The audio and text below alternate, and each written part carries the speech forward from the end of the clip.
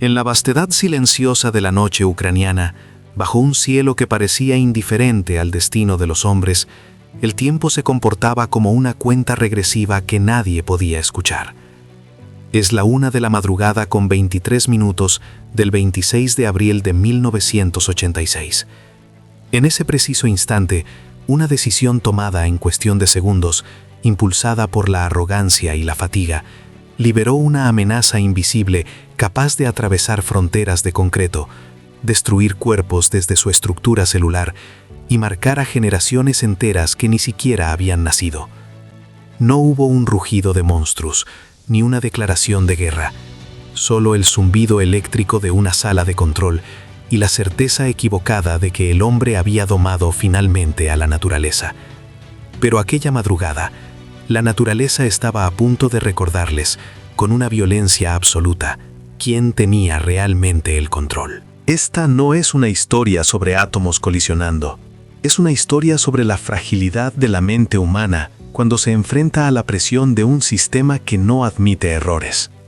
Estamos en el corazón de la Unión Soviética, una superpotencia que proyecta una imagen de acero y disciplina al resto del mundo, pero que por dentro está corroída por el óxido de la burocracia, el miedo a los superiores y una cultura institucional donde la verdad es un bien escaso y peligroso. Para entender el horror que está por desatarse, debemos mirar más allá del concreto y el acero. Debemos mirar a los ojos de los hombres que estaban allí. Pripyat, la ciudad atómica, duerme tranquila. Es una joya de la modernidad socialista, un lugar donde casi 50.000 personas viven el sueño del progreso. Tienen supermercados abastecidos, escuelas, parques de diversiones que esperan su inauguración. Y sobre todo, tienen la central nuclear VIE. Lenin, el orgullo de la ingeniería soviética, palpitando a solo 3 kilómetros de sus camas. Para los habitantes de Pripyat, los reactores no son bestias salvajes, sino fuentes de calor y luz, tan seguras como un samovar en la cocina. Nadie imagina que el aire que respiran, fresco y con olor a bosque en esta primavera, está a punto de convertirse en veneno. La confianza es absoluta. Y es precisamente esa confianza ciega la que ha preparado el escenario para la catástrofe. Dentro de la sala de control del reactor número 4, la atmósfera es muy diferente a la calma exterior. El aire está cargado, denso, oliendo a café rancio y cigarrillos baratos, impregnado de la tensión eléctrica que generan los hombres cuando saben que las cosas no van bien. No es un día cualquiera. Se ha programado una prueba de seguridad, un experimento irónico destinado a probar si el reactor podría mantenerse enfriado en caso de un corte de energía, utilizando la inercia de las turbinas mientras se activan los generadores diésel de respaldo. La seguridad es el objetivo, pero para realizarla han tenido que desactivar uno por uno casi todos los sistemas automáticos de emergencia que protegen al núcleo.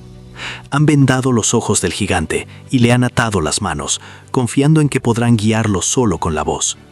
Al mando está Anatoly Dyatlov, ingeniero jefe adjunto. Un hombre de 55 años, duro, impaciente. Una figura autoritaria que no pide respeto, lo exige.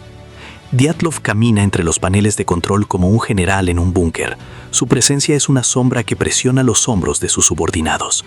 Para él, esta prueba es un trámite, un obstáculo burocrático que debe superarse para cumplir con las cuotas y asegurar ascensos.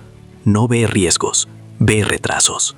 Frente a los paneles, con las manos sudorosas y el corazón latiendo con una mezcla de miedo y deber, están los operadores del turno nocturno. Alexander Akimov, el jefe de turno, un hombre inteligente pero dócil, entrenado para obedecer antes que para cuestionar. Y Leonid Toptunov, un joven ingeniero de tan solo 25 años, con apenas unos meses de experiencia en el puesto, cuyos ojos se mueven nerviosamente entre los indicadores analógicos que parpadean con advertencias que no logra comprender del todo. El reactor ha estado comportándose de manera errática durante horas. Debido a una demanda de energía desde Kiev, la prueba se retrasó, obligando al reactor a operar a media potencia durante demasiado tiempo. Esto ha provocado la acumulación de xenón, un subproducto nuclear que actúa como un veneno para la reacción, absorbiendo neutrones y ahogando la potencia del núcleo. El reactor se está asfixiando, se está volviendo inestable, difícil de controlar, como un motor viejo que tose y amenaza con apagarse. En los manuales, esto es una señal clara: abortar, apagar, detener todo. Pero en la Unión Soviética de 1986, detenerse no es una opción aceptable. Detenerse significa fallar. Fallar significa investigaciones, informes negativos, el fin de carreras prometedoras. La potencia cae dramáticamente. Toptunov lucha con los controles, tratando de mantener el equilibrio. La lectura desciende hasta casi cero. El reactor está prácticamente muerto. Según todos los protocolos de seguridad nuclear escritos con sangre y lógica, la prueba debería cancelarse inmediatamente. Akimov lo sugiere, con voz temblorosa, mirando a Dyatlov.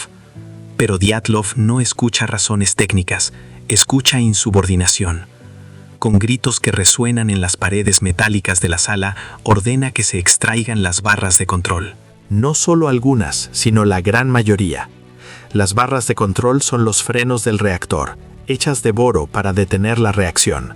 Sacarlas es como quitar los frenos a un tren de carga que baja por una montaña helada, confiando en que podrás detenerlo con los pies si es necesario. La presión psicológica es aplastante. Toptunov y Akimov, bajo la mirada furiosa de su superior, obedecen. Tienen miedo al átomo, sí, pero tienen más miedo al hombre que está detrás de ellos. Extraen las barras, una tras otra. Ignoran las alarmas de la computadora central que les grita, en su lenguaje de luces rojas y pitidos, que el reactor está en una configuración prohibida. De las 211 barras de control, quedan menos de 10 en el núcleo. El sistema de defensa está desnudo. La potencia comienza a subir. 200 megavatios. Es bajo, inestable, pero suficiente para Dyatlov. Ordena comenzar la prueba. Cierran el vapor a las turbinas. Las bombas de agua, que dependen de esa energía, comienzan a desacelerarse. El flujo de agua disminuye. Menos agua significa más calor. Más calor significa más vapor. Y aquí entra en juego el diseño fatal, el secreto de estado que ni siquiera los operadores conocen, el coeficiente de vacío positivo. En este tipo de reactor, cuando el agua se convierte en vapor, la reacción nuclear aumenta en lugar de disminuir. Es un círculo vicioso, una espiral de muerte.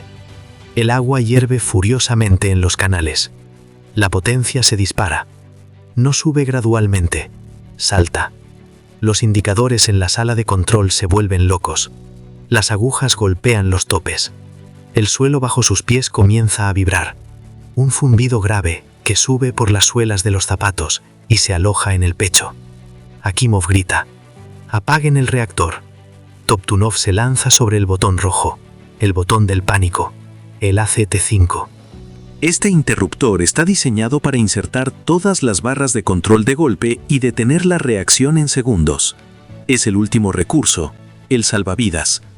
Pero el destino es cruel, y la ingeniería soviética guardaba una trampa final. Las barras de control tienen una punta de grafito. El grafito no frena la reacción, la acelera. Al presionar el botón AZ5, antes de que el boro frenara nada, esas puntas de grafito entraron primero en el núcleo sobrecalentado. Fue como echar gasolina al fuego para apagarlo. En una fracción de segundo, la potencia del reactor saltó de 200 megavatios a más de 30.000 megavatios, 10 veces su capacidad máxima. El núcleo no pudo soportarlo. La última imagen que la lógica pudo procesar fue el sonido de la destrucción total. 1:23 con 58 segundos. Una explosión de vapor, con la fuerza de 500 kilogramos de dinamita, voló la tapa del reactor, un escudo biológico de acero y concreto que pesaba 1000 toneladas. La tapa giró en el aire como si fuera una moneda lanzada por un gigante, y cayó de nuevo, pero no cerró nada. Dejó el infierno abierto hacia el cielo. Segundos después, una segunda explosión, esta vez química, mezcla de hidrógeno y oxígeno, destrozó el edificio mismo. El techo desapareció. Muros de concreto reforzado se convirtieron en polvo. y desde el interior de la Tierra, una columna de luz iridescente, hermosa y letal, se alzó hacia la noche. Era el núcleo del reactor expuesto, ardiendo, ionizando el aire mismo, creando un haz de luz azulada que señalaba el lugar donde la humanidad había roto el mundo.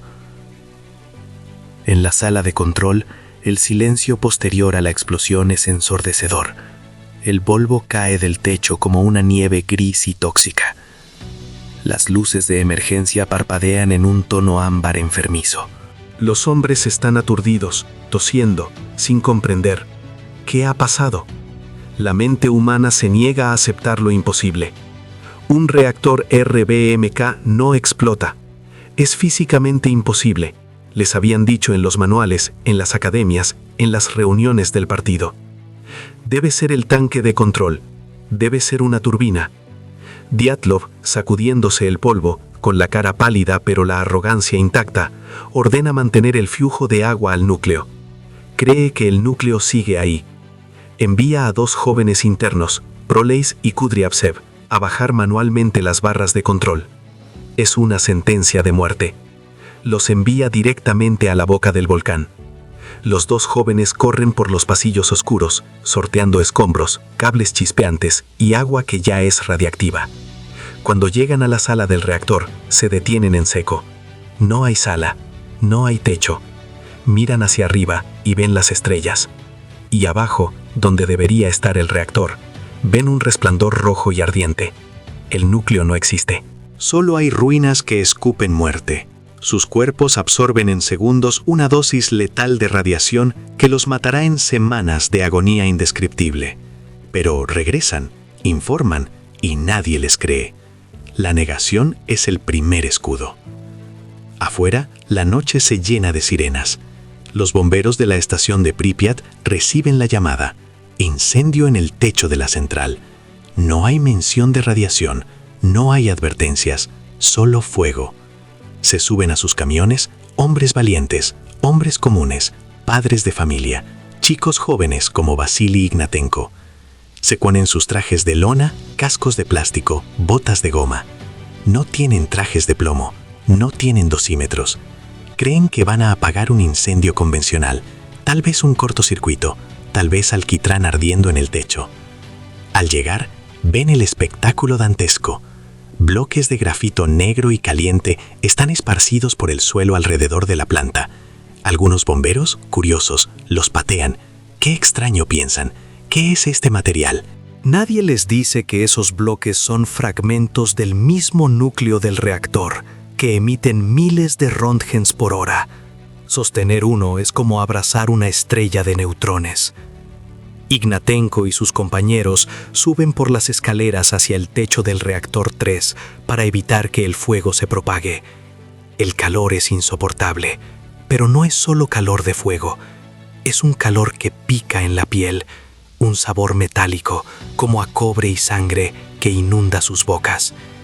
Sienten pinchazos en la cara, como miles de agujas invisibles.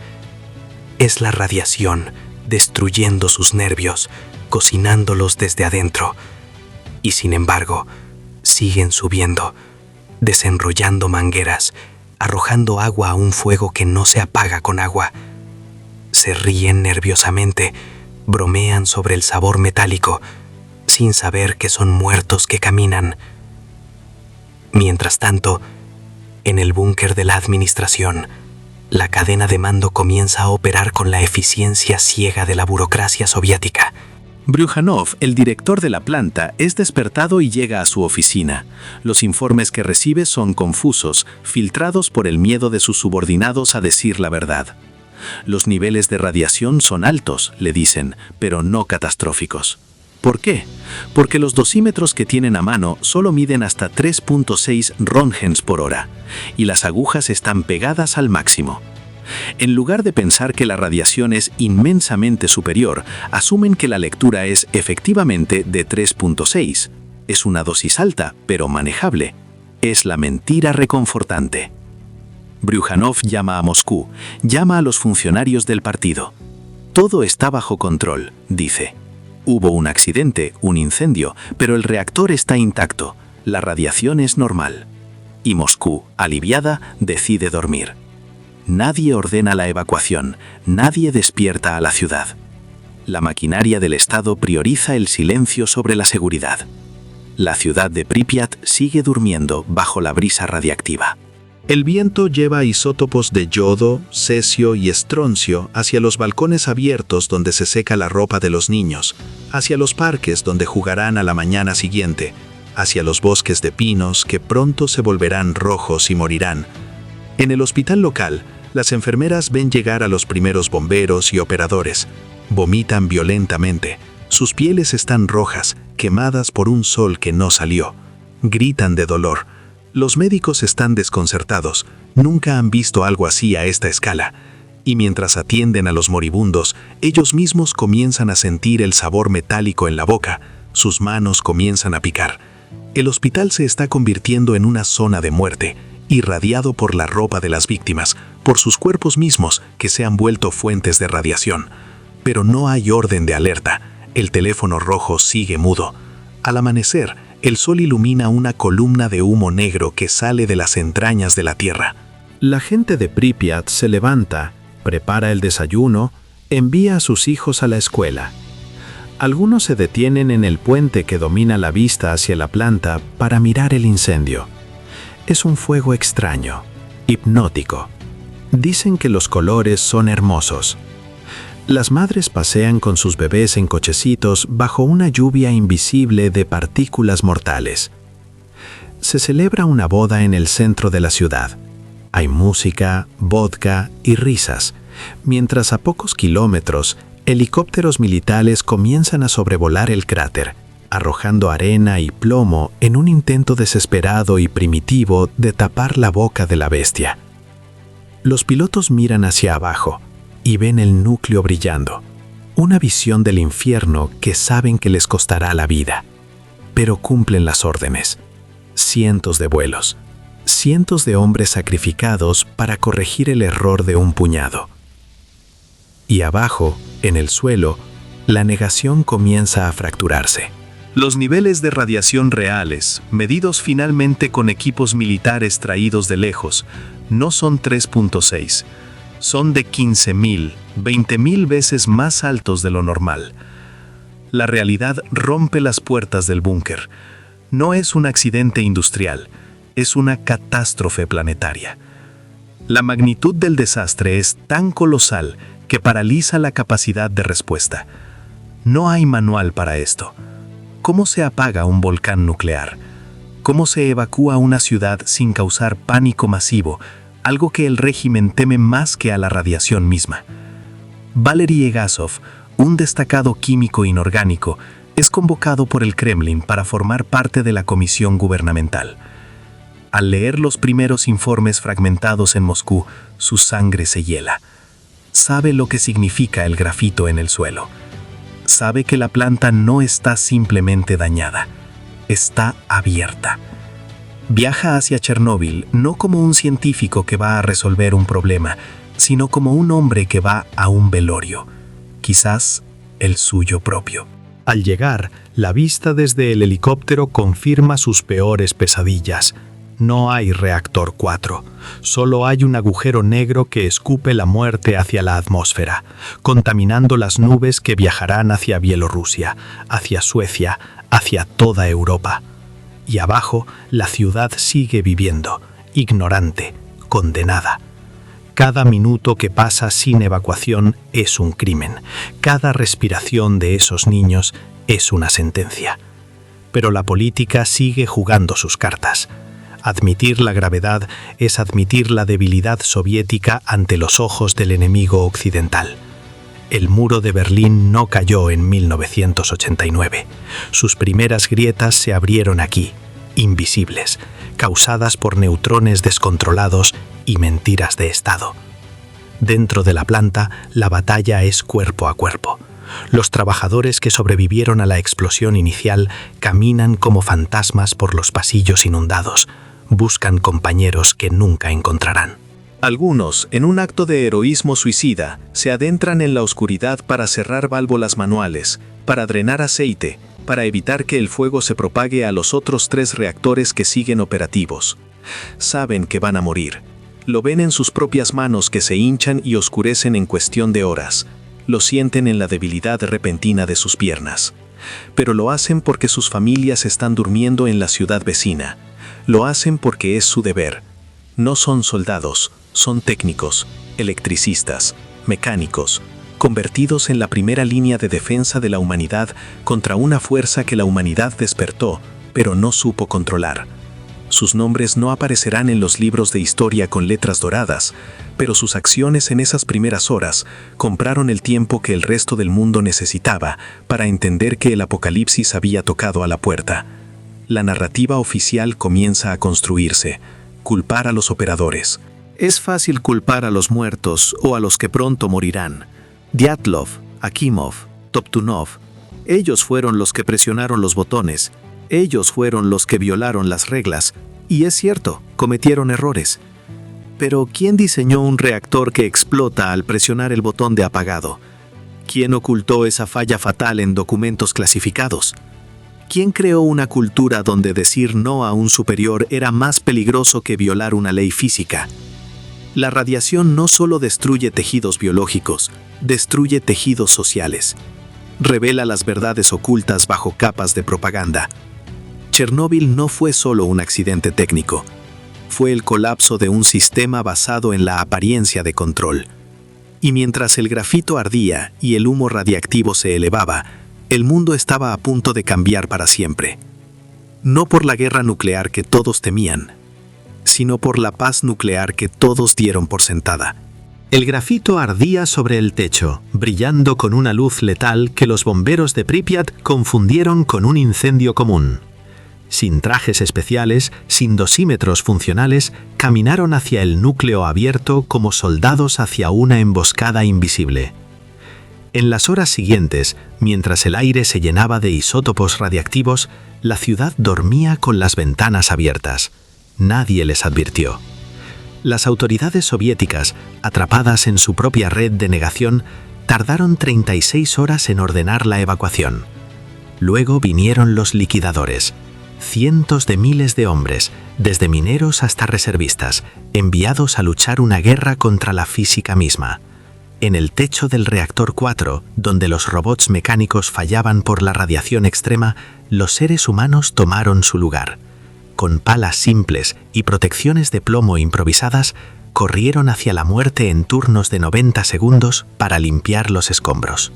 Construyeron un sarcófago de acero y concreto sobre la bestia herida, sellando no solo el veneno atómico, sino la vergüenza de un imperio que priorizó la imagen sobre la seguridad.